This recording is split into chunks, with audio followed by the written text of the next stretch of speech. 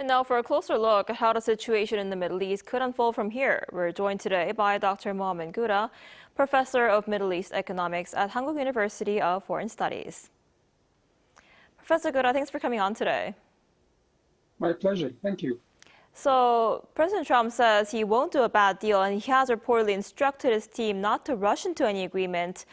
Does that strengthen or weaken the U.S. negotiating position? How might peace talks unfold from here? I think finally we're getting somewhere. I mean, for long weeks, we've been waiting to reach some sort of breakthrough. Now we are seeing a breakthrough happening between Iran and U.S. And we're seeing also nowadays, or actually last night, the Iranian negotiators have reached Doha to continue talks with the Doha officials in order to reach some sort of an agreement. So we are getting somewhere. Also, the earlier remarks by Marco Rubio is, I would think, somehow very promising that we are going to reach some sort of a deal sooner or later. However, this deal will not be the be-all or end-all as what President Trump is trying to promise. I think it will have many phases. It will have, longer periods to discuss. I think the uranium will be a key issue, but I think this will happen later in another phase. But for now, I think this is good news for all of us. We are hoping that we can end this situation soon. Economically speaking, the IMF and World Bank are saying that by the end of June is a red line for the economy, global economy, to be, negatively affected by the Hormuz Strait closure. So I think, and I hope we reach an agreement before the end of June. This will make, I think, everybody happy. Right, you just mentioned that uranium would be a key issue, and U.S. officials have reportedly said a potential deal would actually include Iran's commitment to give up its stockpile of highly enriched uranium. So would giving up that uranium cross a red line for Tehran? Absolutely, absolutely. This is a great question. We have to remember, before we discuss uranium, that Iran is choking itself. Iran is in a very desperate situation, economically speaking, because Hormuz Strait closure is also affecting Iran tremendously. So Iran is in a very hard situation. They are trying their best to keep their face value for their public and to show that they are still have lots of support and lots of, power to proceed. But I think it's a very hard position, to be honest. So the enriched uranium is a big deal for Iran. This is a strategic aspect for Iran. This is not only a tactic or something. No, this is what Iran is bargaining for a long time about, having a nuclear program and so on. So I think this is a very important bargaining chip in the hand of Iran. It will try to play it strategically, but I think it will be very hard also to do this right now because Iran is in a very hard situation. The main problem between Iran and U.S., I think, will be trust regarding how the uranium will be dealt with. From what we see, that the uranium is not now on the table of discussion. It will come in a later phase. However, even President Trump's supporters, like Lindsey Graham, for instance, earlier said that if U.S.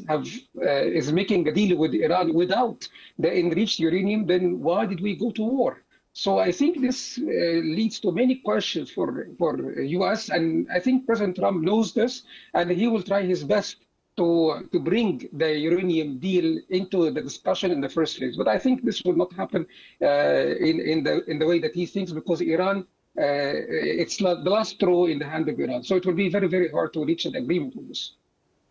I see. And as for Israel, its military says it has begun a wave of strikes across Lebanon. And this comes after Prime Minister Netanyahu said his country will intensify its attacks on Hezbollah. So how do you think the conflict between Israel and Lebanon will play out from here? Again, this is a great question. All the discussions that has been going on is not mentioning Israel by any chance when we are talking about negotiations, right? I mean, between U.S. and Iran. Nobody's talking about Israel anymore. So I think Israel feels somehow betrayed by President Trump, and this is what you get when you are watching and reading what Prime Minister Netanyahu is mentioning regarding U.S. he feels that U.S. is taking more steps than what Israel wants to do right now. Israel wants to reshape the Middle East. This is what he has said many times in the last few years.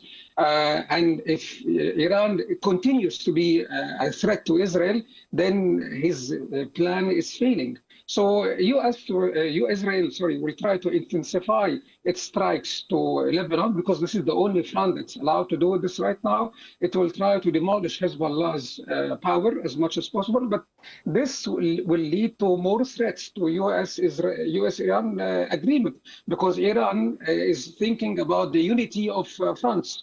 Ideology that Hezbollah is one part of Iran, so it will not allow Hezbollah to be struck so much by Israel as what Israel was hoping for. So I think we're going to witness more confrontations in Lebanon, unfortunately, especially for Lebanese civilians who are really torn apart and who are really suffering because of those strikes. Lebanon is a very weak. Lebanon government is in a very weak position, but I think this confrontation will be prolonged, unfortunately. We will witness more suffering in Lebanon, but hopefully we can try to reach some sort of peace, hopefully soon in the future. Right. And Professor Gouda, before I let you go, what would a successful agreement mean for stability and the economy in the Middle East? And what are the risks if the current negotiations collapse? I'm happy you mentioned the word economy. I think economy is one big deal that we are all hoping for. Everybody is affected by this. Even here, we are in Korea, and people affected by this in India. India has risen the price of oil for 4 times in the last few weeks.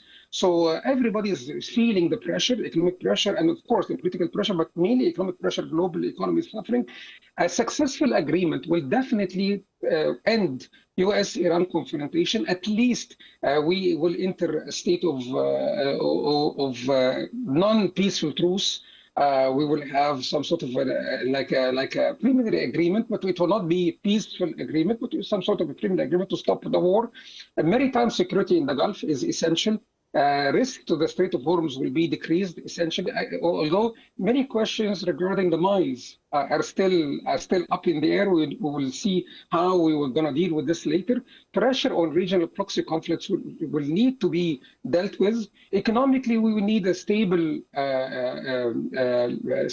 region, stable Gulf economy, lower energy volatility, and lowering ship risks. I think if we can reach the agreement, if some sort of agreement can be reached to those points, I think this will be very sufficient for now.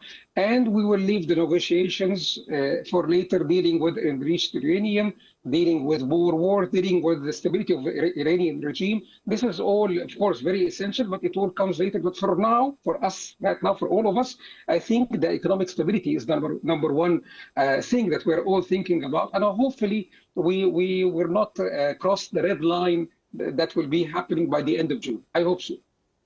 Right. We'll have to see how that goes. All right, Professor Gouda, thank you so much for your time and insight today. We appreciate it. Thank you. My pleasure.